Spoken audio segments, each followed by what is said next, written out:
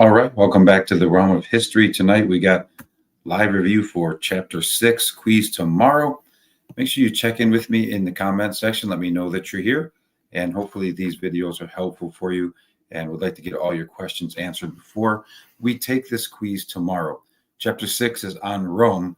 First of all, though, let's talk about some of the key ideas for tonight. Number one, some key advice. I really think that writing things down from these sessions tonight are that's going to be helpful. There's going to be some AP tips coming your way about halfway through.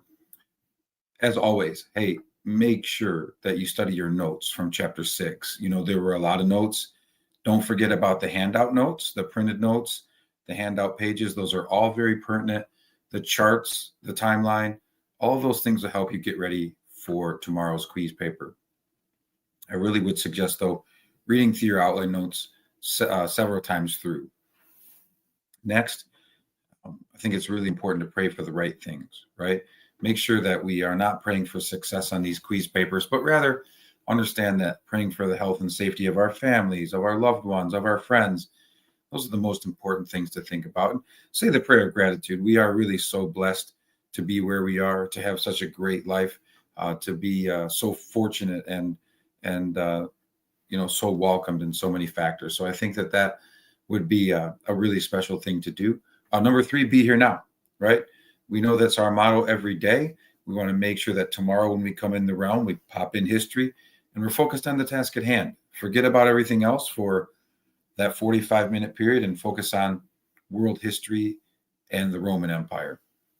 Number 4, make sure you say thank you to your parents, right? Say thank you to your parents. I think that is paramount in your success. And I think it's also an ideology of expressing gratitude to your folks for all the great things and blessings that have been bestowed upon you.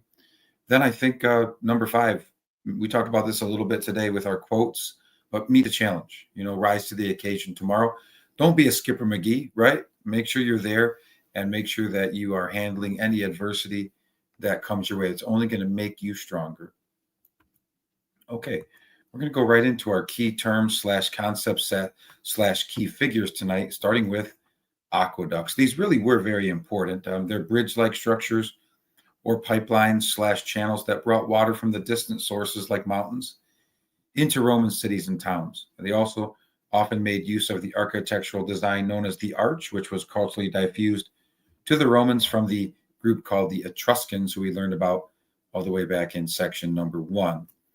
Also, remember that Rome was divided up into 2 really big groups, one larger than the other. And the first one was the plebeians. The plebeians were the common folks of Rome, the farmers, the artisans, the merchants. They generally made up the vast majority of the Roman population. On the other hand, you have a group called the patricians. The patricians were the wealthy citizens of Rome, very large landowners usually. They did not have a huge population, but they held most of the power. Key time span in Roman history is the Pax Romana. That's a 207-year period in Rome from 27 BC all the way to 180 AD. This is generally known as a time of peace and prosperity in Roman history. Next is a military term. It is a military grouping and partition within the army, and it's called a legion. A legion was the largest military division in the Roman army. It encompassed 5,000 heavily armed foot soldiers, and it could involve cavalry as well. Next term is a century. A century is a smaller division within the Roman military. So they're made up of about 80 troops, and they generally were smaller divisions within a legion. Next term that I want to go over tonight is the Jewish diaspora. We had a couple of questions about it. It came from section 3. But when the Romans conquered the Jewish homeland of Judea in 6 AD, many Jewish practitioners began to rebel and try to fight back. In response to this, the Romans forced them out of their homeland, and that is known as the Jewish diaspora. Next is obviously Christianity and how it spread. So we're not going to define Christianity. I think that's pretty simple, but how it spreads is really important to be able to explain. Christianity spread due to several factors, including the epistles or letters of Paul, the Roman trade network and cultural diffusion, the Roman roads, which were supreme, and Constantine making Christianity an accepted faith in the Roman government system. There were quite a few questions about the A in it today. Remember, I told you that there's several different spellings to it. So I put the other spelling onto this page so that you would know. But it's basically an epic poem by Virgil that was a continuation of Homer's famous epic poem, the Iliad. Series of wars called the Punic Wars. These are wars between Rome and Carthage over trade. Now we'll talk about some key figures that were on your review sheet. Remember, we had a comprehension check that had a lot of key figures that tripped up quite a few of our students in the Realm family. So what we want to take a look at today, what are some of those key figures that we should really focus in on? Well, first off is Constantine. He was a Roman emperor that accepted Christianity, but also remember later in the chapter, he was known for moving the capital city from Rome to Byzantium. The city was later renamed Constantinople after Constantine. Another key Roman emperor that tried to get Rome back on track was Diocletian. He ruled Rome with an iron fist, was very strict. He doubled the size of the military and split the empire into two halves. Those two halves were the Latin-speaking West and the Greek-speaking East. We also talked in class about how he tried to control inflation by setting fixed prices for goods. And we also went through the idea of how that did not work and how that wouldn't work today. Next is Hannibal. Hannibal was a key Carthaginian general that fought against Rome in the Punic Wars. He played a major role in attacking Rome during that time. In fact, to really talk about it honestly, he led 50,000 soldiers and 60 war elephants on an invasion of Rome. He was winning many battles there until a general named Scipio decided that he would lead the Roman army to attack Carthage, which would hopefully get Hannibal to leave Italy. And the plan worked. Scipio was able to draw Hannibal back to Carthage, where the Romans officially defeated the Carthaginians and forced most people from Carthage, 50,000 of them, into a state of slavery. Next is a famous Roman historian, Tacitus, one of my personal favorites. He focused on presenting facts accurately and honestly in his books. One of his most famous books is called The Annals and Histories of Rome. A lot of what we know about Roman history comes from Tacitus. Finally, there were a lot of questions about the Emperor Nero. Nero is one of Rome's historically bad emperors. He was known for persecuting Christians and calling for the death of many other groups. Okay, next, I do have some AP advice for you, so I'd like to talk about that next. As you know, the AP portion is going to have 5 MCQs and 1 larger extended response. So what I want to focus on, I'm looking at the quiz paper right now, and I want to talk about the AP MCQs. The first set of questions, there'll be 3 questions that'll have a prompt. The prompt tomorrow on the first set of questions is going to be a map, and the map is going to be about Roman trade. So a couple of things to focus on with Roman trade. First of all, the importance of the Mediterranean Sea. We know that Rome fought many wars, especially the Punic Wars against the Carthaginians over control of the Mediterranean Sea.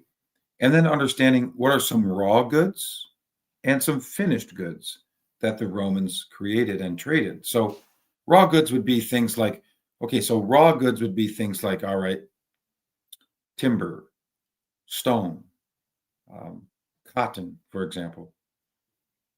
Finished goods would be like 2x4s, t-shirts, blankets made of cotton, right? So the raw goods are turned into finished products. That's the difference there. One key word that you're going to need to look up tonight is the term interregional. What would interregional refer to? Well, let's say that a trade item traveled through Rome, through Saudi Arabia, through Judea, through Egypt, and then eventually made it into Central Africa. That would be an item that was transferred interregionally, meaning it passed through multiple regions. That term is going to be in the MCQ questions, so I want to make sure that you know what it means. The second prompt is going to be a document, and the document's going to be talking about Roman government and religion. A couple of important things that you want to know there. First of all, the blending of the Jewish faith and Christianity within the Roman Empire. And then two, the fact that Jewish and Christian practitioners or groups refused to worship the emperor. Remember, Judaism, Christianity are monotheistic faiths. They believe in one God, right? The same God, in fact. So they are not going to be willing to worship the emperor. And this is one of the major reasons that they were often persecuted in the Roman Empire. As far as for the extended response, I am no longer going to be talking about that. I've given you a lot of clues and facts as to how to get ready for that question. At this time, I'm going to open up to any questions that you may have. So I'm going to go to the comments section and ask if you have any key questions that I can help you with tonight. My favorite Devin is here. Excellent. Thanks for letting me know that you girls are here and guys are here. Appreciate that. B. Hassano's here. Old school realm family member. All right, I'm just checking the list.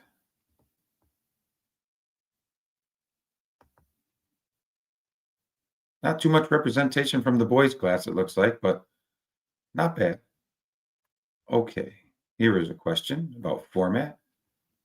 Are there still 5 MCQs? Yes. Yes, there will be 5 MCQs. There'll be 1 point each, and then there'll be the extended response. So remember, when you have a prompt, it could be 3 questions, or it could be even more than that, but generally 2 to 3 questions.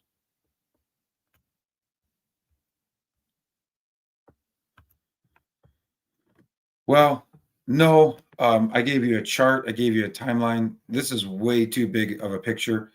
The categories, though, that would lead to the fall of Rome would be things like economic factors, political factors, social factors. Those would be the things that you need to focus in on. But for example, inflation might be one that you could argue. I'm not going to be going over everything that's in those charts that I handed out. They're right there on the paper for you. Master CJ. How are you, sir? Nice to see you. Serena. We need to know the timeline for extra credit, like you said. Right now, I don't have a timeline on there at all for extra credit. If I change my mind in the morning, if I have time to add it, I may do that. But I'm not going to say one way or the other. As of right now, I don't have it on there. Hello, Master Javen. Thank you for joining. How much do we need to know about Julius Caesar? Quite a bit. I'm going to look through the quiz right here. 1, 2, 3, 5 questions about Caesar or related to Caesar. So that'd be a good chunk of study time right there. Yes.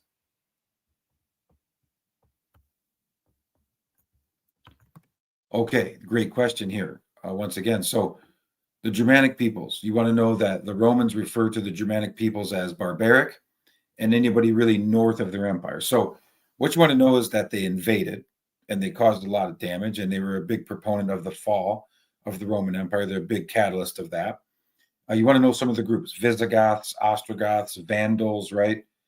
Huns kind of get lumped into those Germanic peoples.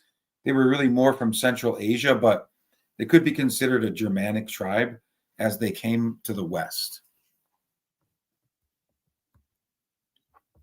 Yeah, the Germanic peoples are peoples that were seen as barbaric and were from the tribes north of the Roman Empire.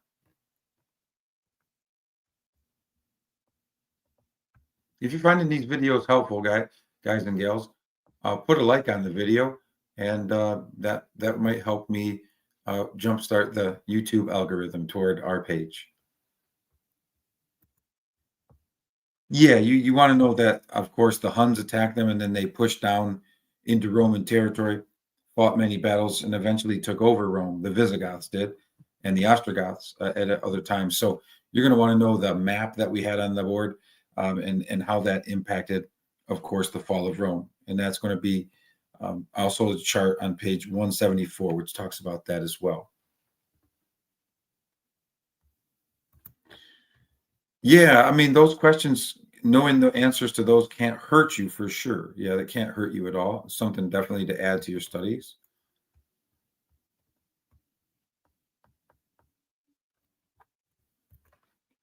100%. Yeah, you want to make sure that you know about the trade on the Mediterranean Sea and how the Romans would try to dominate that trade, but that a lot of their trade was interrupted by Carthage, but then also other pirates on the Mediterranean Sea. So yeah, I think that that would be an important factor.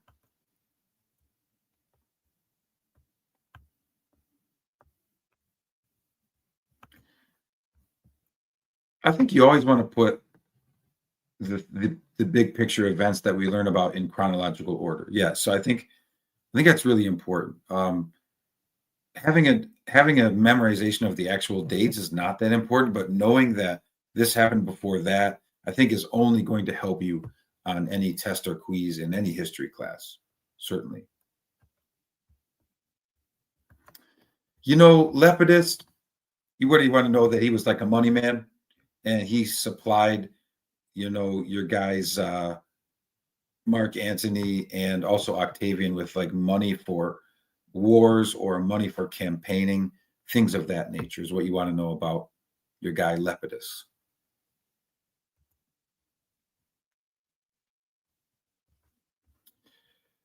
Um, I think more so like her affairs with the Roman rulers and how because of their ties to her, she helped Mark Antony try to defeat Octavian. I think that'd be the biggest ideology of it. She's really not a big player in the overall chapter of Rome. She plays a really small less. It's kind of interesting to take a look at a female ruler that had great sway and power during this time period, which is very rare. So I think that Cleopatra is a great example of female rulers with great power in the Mediterranean region.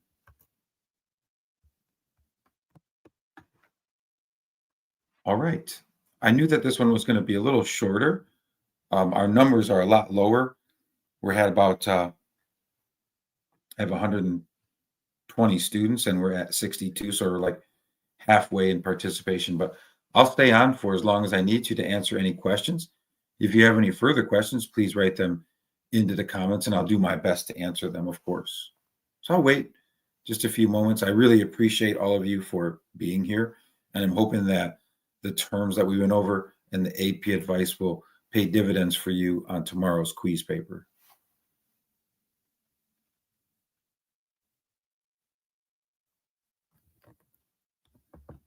Great question, Amelia. So, yeah, with Roman law, the whole idea, the intention was that it was to be enforced equally for men and women and that they would have the same rights.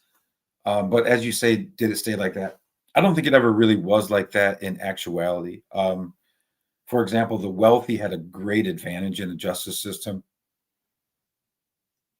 A lot of times, their wealth and positions of power could get them out of things that the people in the plebeians class or the lower classes would not have that advantage. And so I think it emphasized standards of justice, but was it really put into practice? I would say no. Cause of the Punic Wars is easy. It's over trade routes in the Mediterranean. The importance of it is that Hannibal proved that Rome was vulnerable and that they could be defeated in battle.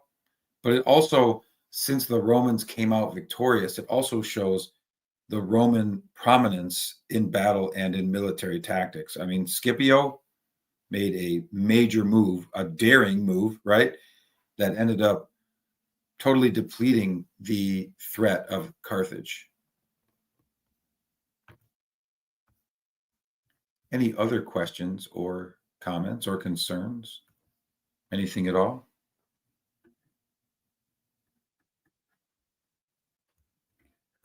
Okay, good question. Financial backer in the first triumvirate is Crassus. You have Caesar, Pompey, and Crassus. Crassus was the money man there.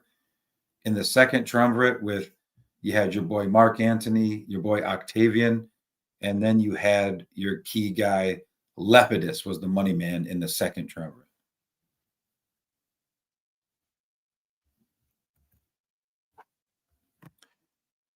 No, like specific revolution or conflict that I want you to really zero in on.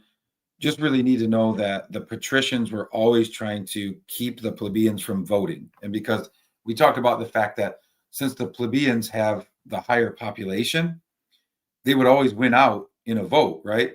So one of the key things you have to understand is that the patricians were always fighting to try and hold back the plebeians' power to vote. There was a special position created to defend those voting rights, and those were government officials that were elected called tribunes.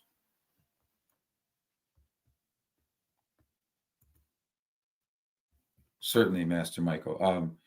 Diocletian was a key ruler. He was a military guy. He ruled with an iron fist. Remember that he splits the empire into two halves. Probably the biggest move that he made, the Greek speaking East and the Latin speaking West. He also tried to fix inflation by setting fixed prices on goods, which didn't work. It really hurt the merchants and the store owners who were trying to sell those goods. When you put a cap on the price of what they can sell it for, they can't make a profit. They go out of business. Anybody who worked for them went out of business as well. So it created a downward economic spiral, doubled the size of the military, but also restricted individual rights and freedoms. If you know all those things about Diocletian, you should be in really good shape.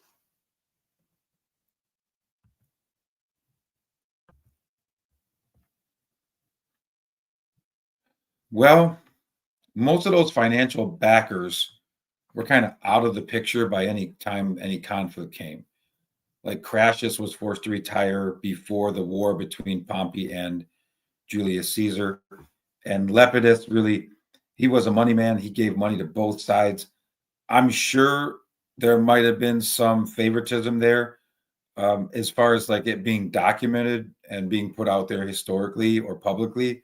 We don't know. We don't have that record. That's not something that Lepidus would want out there, because if it's found out by, let's say, your boy Mark Antony that Lepidus has given more money to Octavian, then they may come after him, if you know what I mean.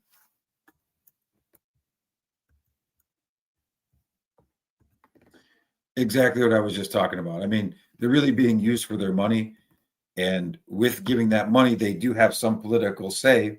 They get fame, they get influence, and they get power, which is going to bring them more wealth. So they're really not concerned in like taking over the entire power. They know that they're the money man. They know that they're funding the campaigns of the bigger military leaders. And so that's why they're not as important historically, didn't have as big of an impact politically or governmentally.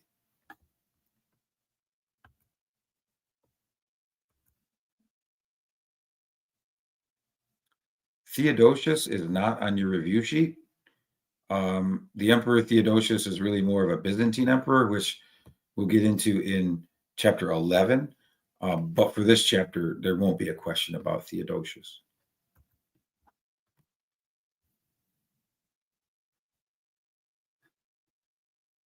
Other questions? I'll stay on until I've answered all of the basic questions. Once again, I really appreciate you being here and taking the time to get ready for tomorrow's quiz. I hope that you will do very well.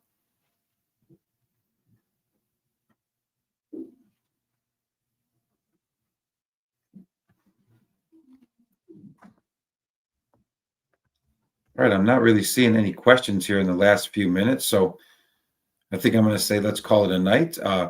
Get your rest, right? Be ready to go. I really appreciate you all again, and thank you for being part of the Realm family and supporting the live review process. I certainly hope that it's getting you ready for these quiz papers, and you can always watch these on replay as well if you want to go over anything else. And then if you have a question, you can always send me an email at any time in the morning as well. Have a great night. Thank you for being here. God bless all of you, and take it easy.